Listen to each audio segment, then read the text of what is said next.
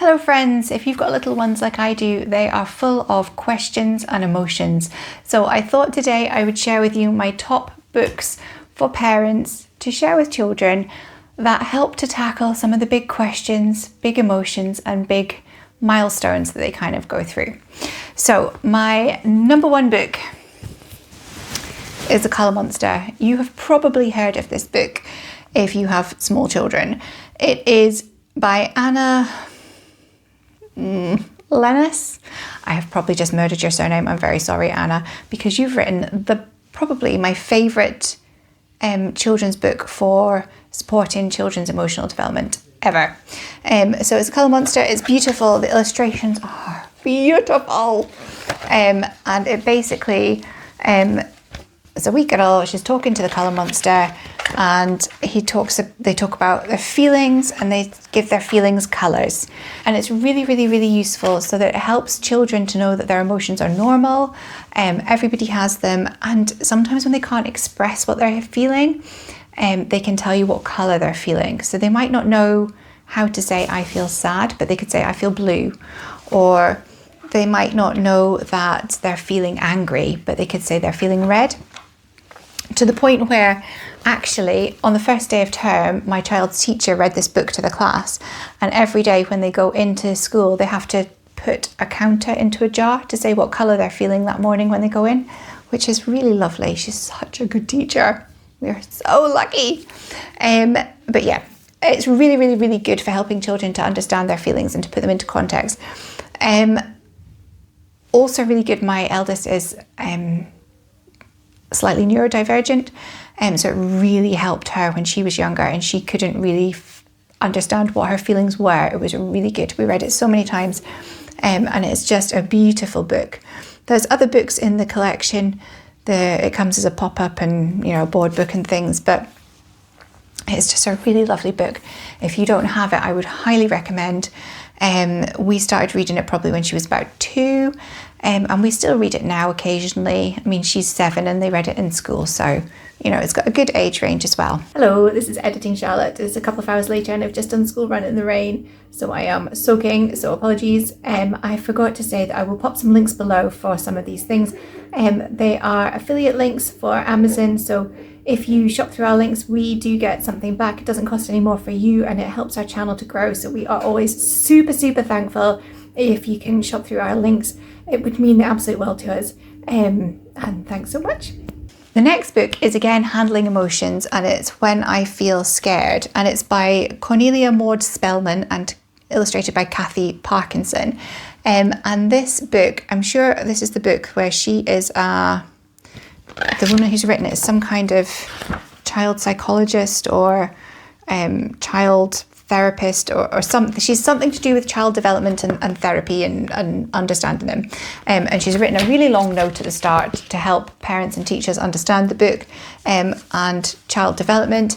And it's with her knowledge that she's written the book. So the illustrations are cute, but it's really helping children to understand that when they feel scared, that they can ask for what they want to help them feel better, and that it's okay to have these emotions. They're absolutely fine, they're normal, and healthy ways to deal with them, and how to ask grown-ups for support if you're a bit unsure. So it's really, really, really, really nice. There are other books in the series. The Way I Feel series, we've only got When I Feel Scared, and it's been a really good book just to dip into and dip out of if there was some kind of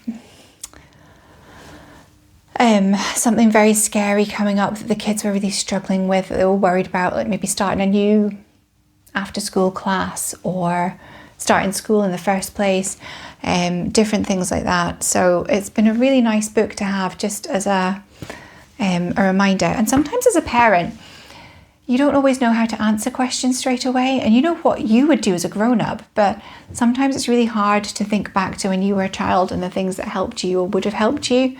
The next book is this one, Too Small for My Big Bed by Amber Stewart and Lane Marlowe. And it's a really nice book. It's about helping your children to sleep in their own bed all night. So we have had 3 children and not one of them has wanted to sleep in their own bed all night, let's be honest. I don't think many children do. But there comes a point when they need to. Co-sleeping is great. We've co-slept, we've not co-slept, we've done all the things. More power to you if you co-sleep until your child is a teenager and wants to be on their own. Like, great.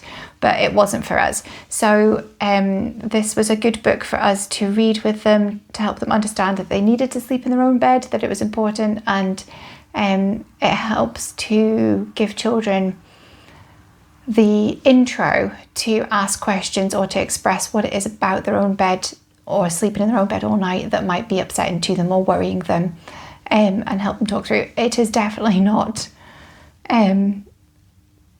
magic. It does not make your child sleep in their own bed all night, but it's a good, if you're working towards that, it's a good book to have in your back pocket as, something that can support moving through that transition. And the next one is potty training. So we've got 2 books for potty training. We've got Pirate Pete. The button doesn't work anymore. It's been well loved by 3 children. I'm surprised this book is still attached to the spine, to be quite honest. They have loved this book. I have lost count of how many times I have read it. It's by Andrea Pinnington and Melanie Williamson. And I think there's a Princess Polly potty book as well. They're basically the same, but for, a little bit more girly, if you've got a girly girl who wouldn't be into pirates. We've got the pirate one. It's great. It's, there's lots of things you can ask. It has the ladybird on each page, as well as just reading the potty story. It's a really nice book. 100% recommend it. My children have trashed it because they've loved it so much. And it really does explain, going to the toilet really, really well. Top book. Staying with the potty training theme, we've got Big Steps, No More Nappies. And this is endorsed by Dr. Amanda Gummer, who I'm sure she's somebody who's highfalutin in potty training. We've got a few in this series. And these are lift the flap, pull the, can you see how much sellotape is on this? How many times I've had to repair this? They're great. So it's got top tips for parents along the bottom, and it's got a lovely story about learning to use the toilet, that's missing part of its handle because it's been so well loved. That's ripped. You can see my children have loved this book. They love anything to do with potty training. It does not make them potty train any easier, but it certainly takes the mystery out of it and explains the process.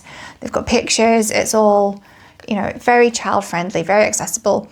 And really a really lovely book. So if you are starting potty training or thinking about potty training, this is a great book. But be aware that you will be repairing flaps and pull-up pants and whatever else with sellotape and glue for the next 6 months, because it's not robust. It could be more robust, but it is a lovely, lovely book.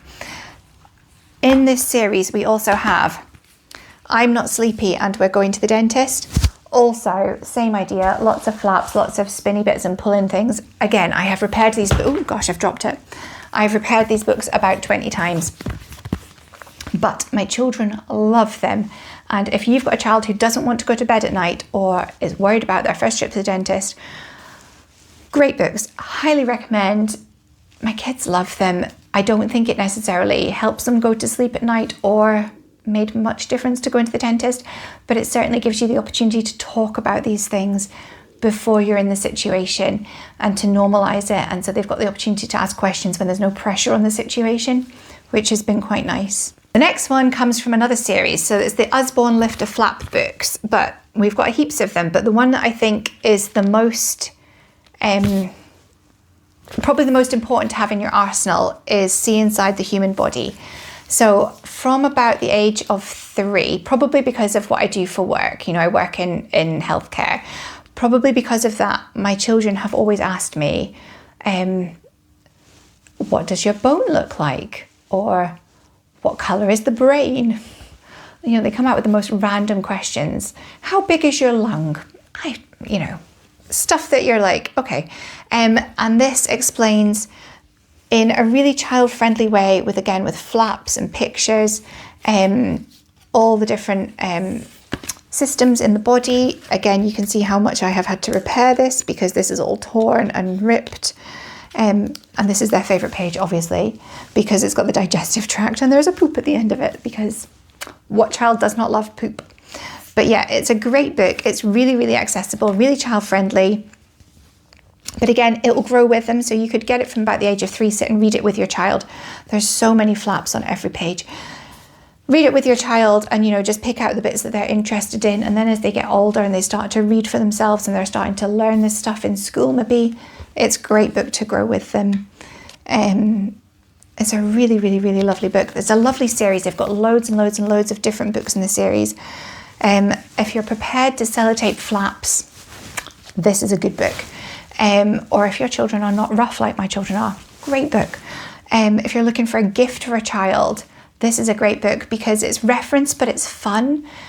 So it's going to sit on your shelf and be used as well as be interesting.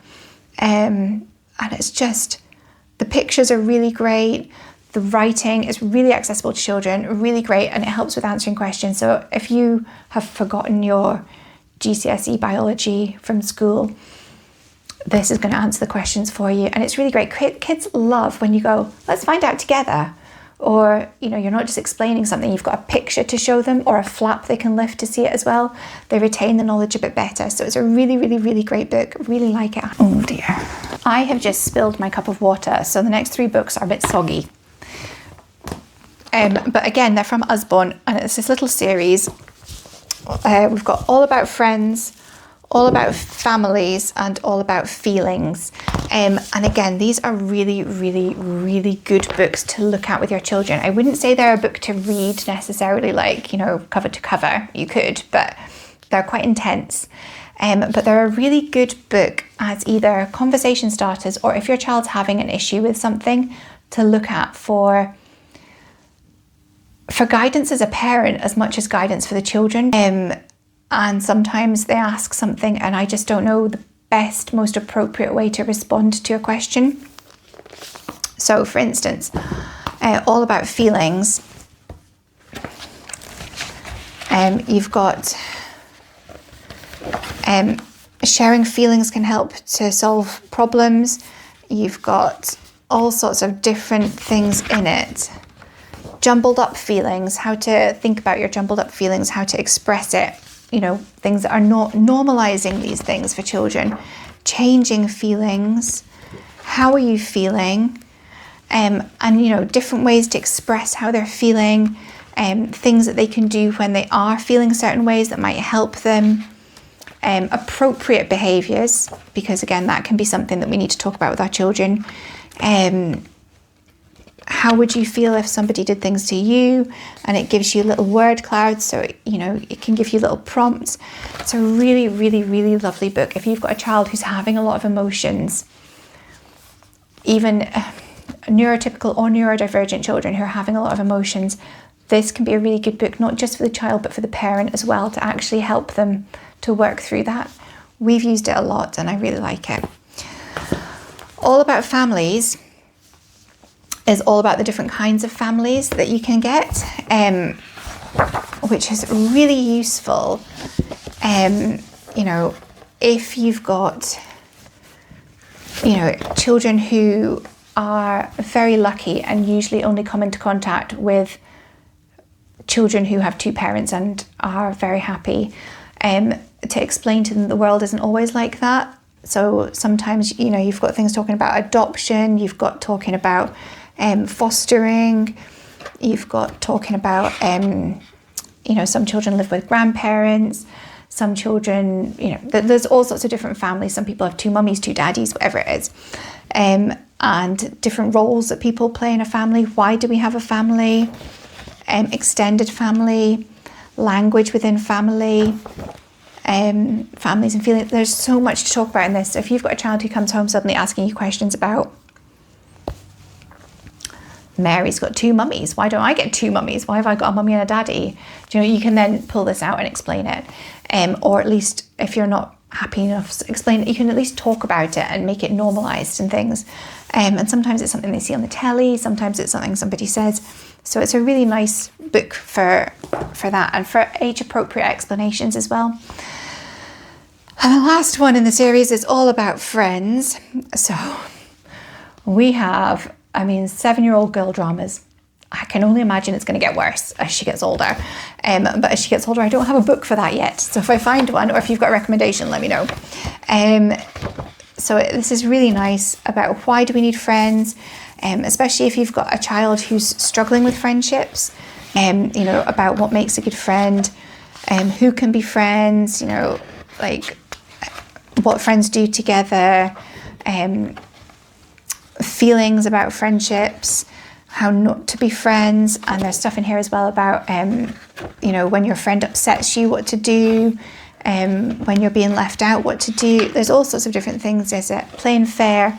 It's a really, really, really nice book, especially sort of around the ages of, I really feel like probably from about the age of 3, when they start to discover the concept of friendship, up until probably about 8, 9, when they're kind of, feeling like this is maybe a bit too babyish. But even then, as a parent, I would probably still pull it out for a bit of like, what is going to be a good suggestion that I could give them, because it has got really good information in it.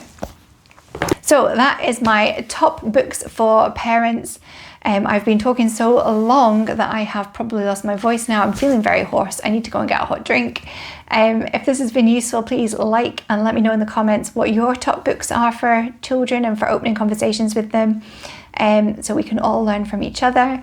And I'll try and make some more videos in the future. Thanks. Bye.